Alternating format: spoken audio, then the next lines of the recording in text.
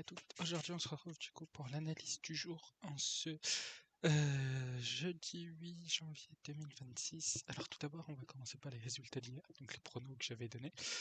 On va commencer déjà par une défaite. Naples et Las Véron. J'avais vu Naples gagner en ayant suivi le match. Ça n'a pas été fou. Honnêtement, même moi, je comprends pas trop comment Naples a pu, en seulement 27 minutes, prendre 2 buts. Surtout que bon, il y a quand même eu un penalty de Gift Orban, un but à la 16e. Donc, pour moi, ça a été le tournant du match. Ça a été ces 2 buts-là en 27 minutes. Parce que tout le reste du match, depuis le retour de mi-temps, donc je pense qu'Antonio Conte les a bien secoués, ils ont pu marquer. On les a vu vraiment dedans. Il y a eu 2 buts refusés quand même à Doylung. Donc, honnêtement, ils avaient largement tout pour remonter. Mais par malchance, par des fautes, des trucs, une main d'Oilung, il n'y a pas eu ce but en plus là pour nous faire gagner. Donc malheureusement, c'est une défaite déjà pour commencer. Mais je pense sincèrement qu'ils n'auraient pas pris 2 buts en première période. Naples aurait forcément remonté et pu gagner en même temps. Donc malheureusement, c'est la défaite. Et pour info, sur Instagram, j'avais donné ce pari-là. Je comptais en donner d'autres, mais au vu de la physionomie du match, ça m'a complètement asséché pour la suite des pronostics. Ensuite, on restait en Italie. Je vous avais donné Parme Inter. J'avais vu la victoire de l'Inter, ça c'est quasiment évident. J'avais vu Parme peut-être les déranger, mais du coup, ça c'est pas fait. Parme n'a pas marqué du tout, les a pas dérangés. Je vous avais donné Lautaro Martinez buteur, mais en ayant regardé plus attentivement après, j'avais vu que Thuram marquait énormément face à Parme, donc je l'avais vu buteur. Il était, alors je crois que Lautaro était un peu plus 2 en buteur, et Thuram devait être à 2,30, un truc comme ça. Je sais plus exactement les cotes, mais Thuram était intéressant aussi à jouer, mais je vous avais donné plutôt Lautaro, et malheureusement ça n'a pas été le cas, surtout que Lautaro était le seul titulaire devant avec Esposito, donc on va dire en termes de buteur pur et dur, Martinez était le seul sur l'attaque offensive de l'Inter, mais malheureusement ça n'a pas marqué. Du côté de Bournemouth-Tottenham, c'est ce que je vous avais annoncé, un match à but avec Bournemouth qui marque et qui encaisse beaucoup. Donc Bournemouth a gagné 3-2, donc là-dessus on était tout bon. Parce que franchement, Bournemouth au niveau des stats, je vous l'avais donné, et c'est surtout au niveau des derniers résultats que là-dessus c'était intéressant de voir ça. Alors je vais vous montrer tout ce qu'on avait validé. Bournemouth, j'avais donné des équipes qui marquent, ça passe. Les 2 équipes qui marquent over 2,5, ça passe aussi. Le 0,5 de Bournemouth aussi. Donc là, sur les 3 paris donnés sur le match de Bournemouth, Tottenham, on a gagné. Donc c'est pas plus mal. Ensuite, toujours en première ligue, Brentford-Sunderland. Je vous avais annoncé que Brentford était en meilleure forme à domicile que Sunderland, donc que Sunderland se déplaçait aussi moins bien. Et là, ça a été le cas. Brentford on a fait qu'une bouchée 3-0. Donc la victoire de Brentford que j'avais donnée à 76 est passée. Donc franchement, très belle, très belle. Très belle cote à passer avec le 0,5 de Brentford à 1,20. Donc franchement, il était bien donné. Et Thiago qui se débrouille pas si mal en ce moment. Donc il a mis, je crois, un doublé, il a mis un triplé et puis un doublé. Donc ça peut être intéressant de voir pour le prochain match, même si je préfère pas m'avancer. On reste sur les pronos donnés actuels. Ensuite, Crystal Palace Aston Villa. Donc là, pas énorme. Je vous avoue, je m'attendais à un match à minimum à but. Donc nos pronostics ne rentrent pas. J'avais vu Crystal Palace le 0,5, ce n'est pas passé. J'avais vu le nul 2 et les 2 marques. Ce n'est pas passé non plus. Donc malheureusement, ça a été un match nul et vierge. Donc pas très intéressant à regarder, mais bon. Et donc les paris ne sont pas validés. Fulham, Chelsea, je l'avais annoncé. Parce que là-dessus, Fulham, je savais qu'ils étaient bons, surtout face à Liverpool au match d'avant. Donc là, franchement, c'était un des paris les plus intéressants. Je vous avais donné le plus de 2,5 buts et les 2 équipes qui marquent. Donc 15,79 la cote s'est passée. Et je vous avais donné surtout une double chance buteur. C'était Wilson ou Enzo Fernandez buteur. Et Enzo Fernandez est sorti à la 65e. Et du coup, Wilson a marqué à la 81e. Donc du coup, le pari rentrait. Et cette cote-là, je vous l'avais dit, à 2,15. Donc franchement, très intéressant. Autrement, je vous avais donné d'autres paris. Je vous avais dit que le Barça allait gagner. Donc ça a été sûr, hein, en ayant vu la compo 5-0, c'était quasiment sûr et certain. Et City, je vous avais juste donné en vite fait le but de Reinders, mais bon, un partout, ça n'a pas été si énorme que ça. Donc bon, je m'attendais à plus quand même de la part quand même de City, mais bon, c'est les paris sportifs, il faut faire avec. Ensuite, on passe au match du jour. Donc d'abord Trophée des Champions en finale, Paris-Marseille. Donc petit derby. Donc à voir ce qui est le plus intéressant à jouer, surtout que là on a une équipe parisienne et de Marseille qui sont quand même en bonne forme. Paris a gagné face à Paris FC 2-1 en Coupe de France aussi, ça c'est Coupe européenne, donc ça ouais un peu moins. Mais je vois quand même que Paris ralentit un peu. Là on a du 2-1 face à Paris FC, 2-1 face à Flamengo, 3-2 face à Metz. Ils encaissent quand même pas mal de buts et Marseille se débrouille pas mal. Donc la défaite face à Nantes, ça je comprends pas. Je comprends toujours pas, mais bon. Faut passer aussi à autre chose. Bourg-en-Bresse essaie de la remettre 6-1-0 face à Monaco. Donc c'est une équipe qui se débrouille pas mal, surtout que j'ai l'impression que le Classico revient avec l'équilibre. Paris n'éclate plus vraiment, je trouve, Marseille. Marseille a gagné quand même le dernier affrontement face au PSG 1-0. Donc il y a moyen que Paris se fasse un peu bouger face à Marseille, surtout que c'est une finale, donc ça peut jouer. Après, là, en tant que tel, comme j'ai pas beaucoup d'analyse dessus, je sais pas trop comment ça va se passer, mais pour moi, je vois pas une équipe de Paris faire tourner. Je vois pas Luis Enrique faire tourner. On peut être face à la même compo qu'en Coupe de France, donc ça veut dire cette équipe-là. Je pense qu'elle semble plutôt intéressante à faire jouer, donc c'est fort probable qu'il y ait Gonzalo Ramos déjà titulaire avec Doué, que le milieu soit très jeune, donc c'est possible qu'il fasse jouer un effectif comme ça, histoire de quand même faire jouer un peu tous les jeunes joueurs, etc. Donc dessus, je serais quand même intéressé de jouer les deux équipes qui marquent, qui est à 1,55. Marseille-Paris, ça devrait être quand même un match à but, je l'espère.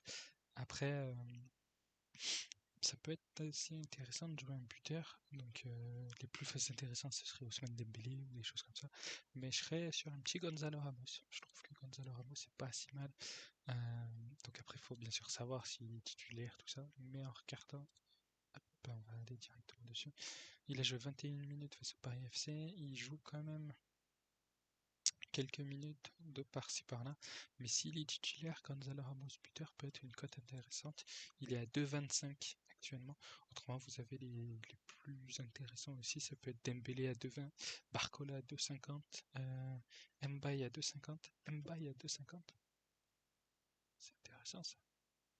Mbaye à 2,50. Est-ce que je l'ai Je sais pas. Ouais, je pense que c'est pour ça qu'ils doivent s'attendre quand même à un effectif qui tourne parce que le voir. Là. Ibrahim Mbaye. Donc ça me paraît quand même intéressant. Après, je sais pas s'il sera dans le groupe. Parce que ça me paraît un peu bizarre. Là, je sais pas. Normalement, il pourrait y être. Après, s'il y est à 2,50, c'est intéressant.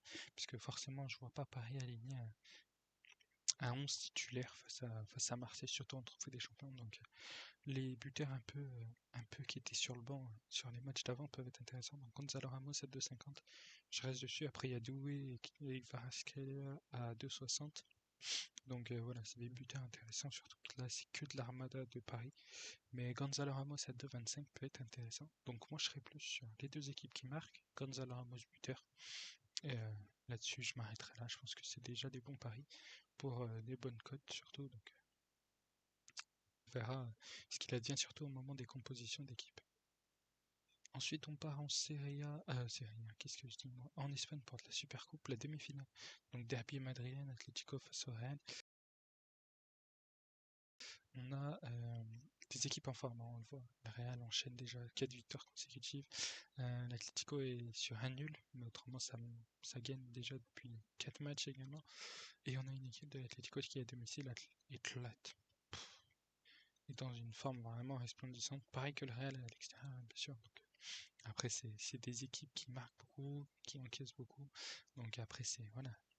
L'Atlético Real, c'est toujours été des grosses équipes du championnat espagnol. Donc là-dessus, ça joue énormément. Et on le voit sur les dernières confrontations, il y a eu un partout, 5-2, 2-1, un partout, un partout, un partout, 4-2, 5-3, 3-1, un partout. Donc honnêtement, pour moi là-dessus, on va être à peu près sur les mêmes stats. Je vois pas de match qui puisse être fermé, surtout à ce niveau-là de la compétition. Donc on peut être sur les deux équipes qui marquent aussi à 1,50. Après, un truc qui est intéressant, c'est aussi le over. Le over 2,5 buts, parce que je vois quand même des buts dans le match. Je m'attends à ce qu'il y ait quand même une confrontation directe avec armada offensive des deux côtés. Après, donc, qu'est-ce qui manque? Gonzalez, Lendley, Mbappé est absent et Der Militao. Après, honnêtement, sans Mbappé, ça s'en sort, hein. On l'a vu face au Betis. Garcia a quand même mis un doublé. Vinicius n'a pas marqué. Et autrement, en tant que tel, après, Garcia a mis un quad. Non, attendez. A mis un triplé. Attendez, ouais, Garcia a mis un triplé. Asensio en a mis un. Et Fran Garcia en a mis un aussi. Donc après, non, pour moi, au vu des compositions actuelles, je pense que ça va être intéressant de jouer sur tous les deux équipes qui marquent avec un over, même s'il y a des absents. Je vois mal le Real ou l'Atlético même ne pas mettre minimum un ou deux buts. Donc l'over est intéressant à 1,70. Donc si on joue les deux équipes qui marquent et le over 2,5 buts, on est sur une cote à 1,70. Après si vous voulez jouer juste l'over 2,5, on est sur une cote à à 1,62. Donc voilà, affaire à suivre. Le match est à 20h. Là, je tourne la vidéo, c'est 11h01. Donc on a encore le temps de voir venir, de voir comment les codes bougent, etc. Donc je reste sur ces deux paris-là. En termes de buteurs, j'attendrai les compos. Mais autrement, je pense que soit un Garcia.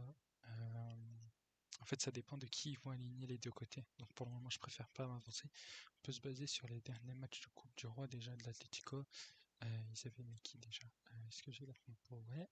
Raspadori, Griezmann, Almada, Gallagher. Ok.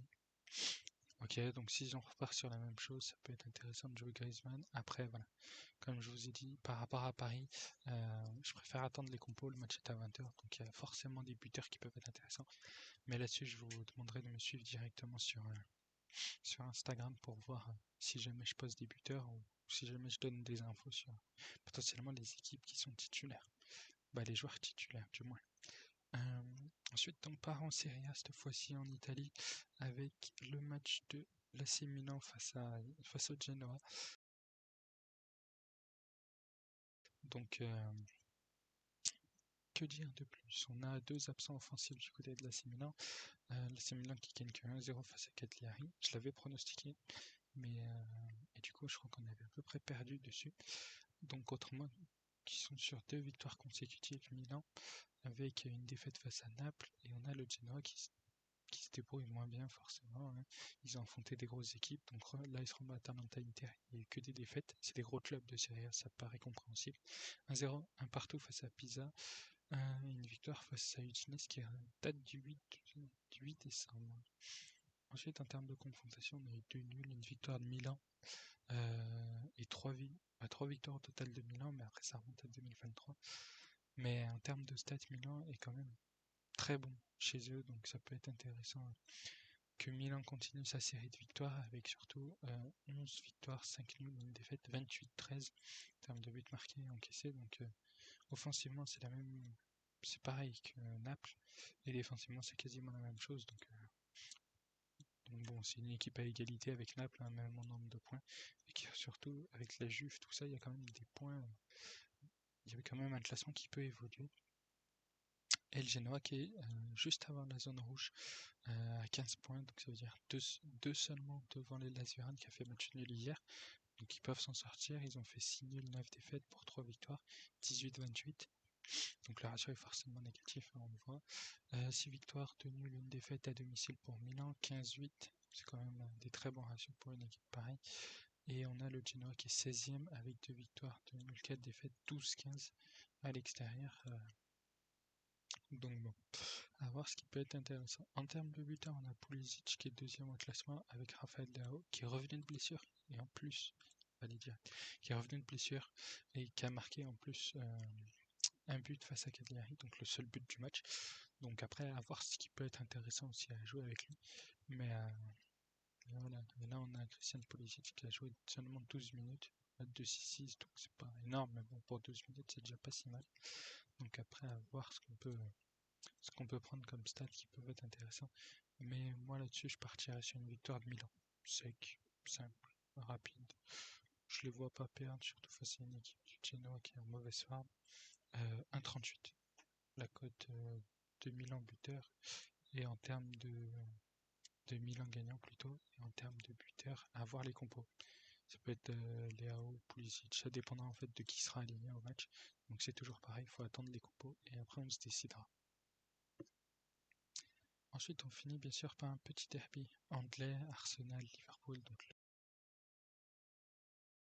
le premier reçoit le fameux quatrième, donc Arsenal, hein, ça tape tout sur son passage. Hein. Le titre est peut-être pour cette année, mais ça se jouera surtout en fin de saison, parce qu'on sait qu'à la fin de saison, Arsenal a beaucoup de difficultés. Donc là, pour le moment, ils sont en pleine bourre. Et c'est le moment qu'il faut prendre les points. Donc 15 victoires, 3 nuls, 4 défaites. C'est quand même bien intéressant. 40 buts marqués, 14 encaissés. Et on a un Liverpool à domicile, à Alex, toute compétition confondue. On a un Liverpool 4ème avec 10 victoires, 4 nuls, 6 défaites, 32-28. Donc ça marque, mais ça encaisse surtout beaucoup de buts pour une équipe de Liverpool qui est quand même 4ème. Donc à voir ce qui peut être intéressant. On a toujours un Arsenal qui est à domicile à 0 défaite avec 26 buts marqués, 5 encaissés, 9 victoires, 1 nul. Et une équipe de Liverpool à l'extérieur qui a beaucoup plus de mal. 4 victoires, 2 nuls, 4 défaites, 17-18, donc ratio négatif d'un but seulement. Voilà. Et on a en termes de buteurs Ekitike, Trossard, Gakpo, Gyökeres, intéressant forcément. Ekitike qui est blessé, Trossard qui fait des bons matchs, Gakpo qui a marqué face à Fulham malgré qu'il ait une mauvaise note, et Gyökeres qui n'est pas non plus sur des formes resplendissantes, donc bon, un peu plus compliqué. Après on a, mettre déjà ces trois là, Rice quand même, hein, putain, qui met un doublé face à Bournemouth. Bukayo Saka qui fait une assist et Salah qui a marqué en Égypte. Donc là après, je sais pas s'il sera présent pour ce match-là, je ne pense pas. Attendez, qu'est-ce qu'ils disent? Non, il est encore en sélection nationale, donc il sera pas là. Isaac n'est pas là. Ekitike est incertain, mais je pense pas qu'il sera titulaire. Donc au niveau de l'armada offensif, Liverpool sera amoindri. Et pour Arsenal, ça va être quasiment que de la défense, Calafiori, Doman et Mosquera. Mosquera, je crois que c'est un défenseur, si je ne me trompe pas. Ouais, c'est ça. Donc après, ils sont largement de quoi faire pour compléter, pour faire oublier ces absents-là comparé à Liverpool. Donc là, moi, je serais sur l'option de jouer Arsenal vainqueur. 1,54, il n'y a rien de plus à dire. Vous pouvez tenter des buteurs, mais comme d'habitude, il faut attendre les compos, ça dépend ce qu'il y a. La cote la plus basse en termes de buteur, c'est Gyökeres à 2,60. Au niveau des analyses du jour, c'est tout ce que j'avais vu. Donc pour ceux d'hier, c'est terminé. Et du coup, pour ceux d'aujourd'hui, c'est les 4 que je vous ai donnés. Donc n'hésitez pas à me suivre sur Instagram, voir les dernières stats, les compos, tout ça. Donc histoire de voir ce qu'on peut aligner, surtout en buteur, etc. Donc moi je vais vous laisser là-dessus, on se retrouve sur Instagram pour voir les dernières compos. Si vous avez des questions, des choses comme ça, par rapport aux pronostics donnés, aux stats, tout ça, n'hésitez pas à me mettre un commentaire ou à m'écrire sur mes réseaux pour que je vous explique ou que je vous donne des analyses sur certains paris que vous auriez vu, soit pour ces matchs-là, soit pour d'autres, peu importe, vous me dites tout ça. Et nous on se retrouve du coup demain pour les résultats d'aujourd'hui, ainsi que la carte de demain. Donc après, à voir si elle est intéressante. Ça peut jouer, à voir, on verra. Pour l'instant je me concentre sur aujourd'hui.